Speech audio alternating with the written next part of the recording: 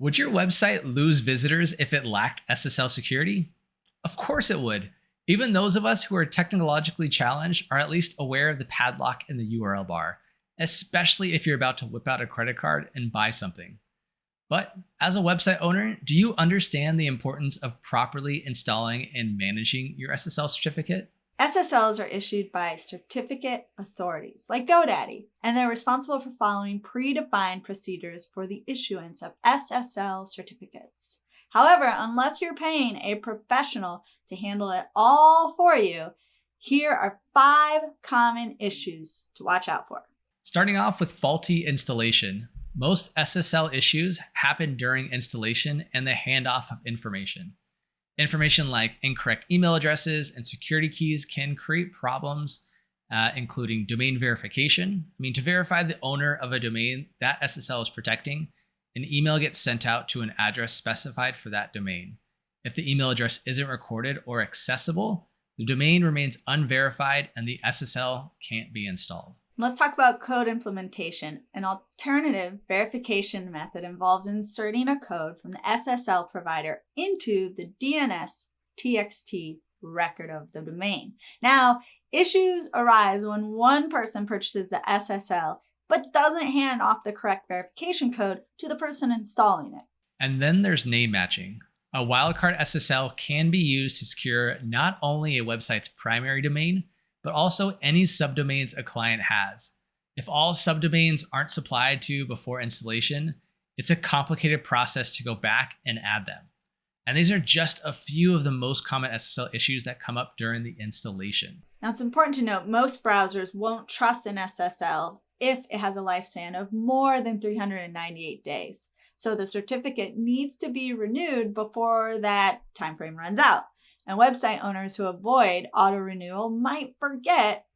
And then guess what's going to happen? The certificate will expire. Then we have HTTPS redirects. Moving a site onto SSL should involve redirecting all the old URLs to those on HTTPS. It can be a problem if the redirected URL isn't exactly what a visitor types. For example, if a frequent shopper has bookmarked yourdomain.com, skipping the www, they're going to have a problem getting to your website after you've moved the site.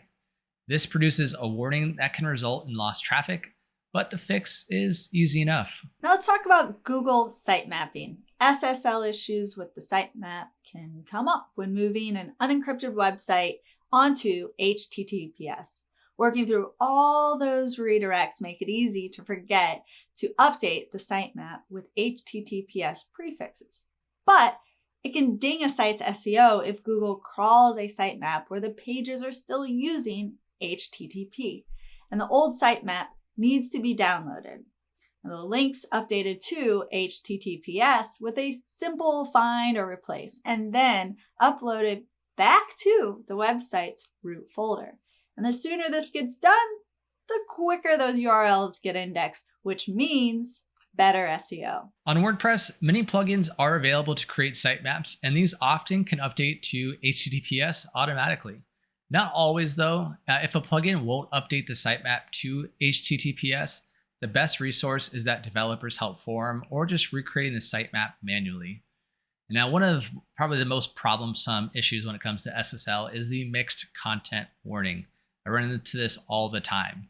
When a web page is set up properly with an SSL, but pulls content such as an image, an iframe, JavaScript, or even just a link to another site from an unencrypted source, so HTTP://, it'll give an error when it tries to load. And all it takes is one single item on the page. If you're creating content on your website that pulls an image that aren't stored on SSL, it would be very bad for business.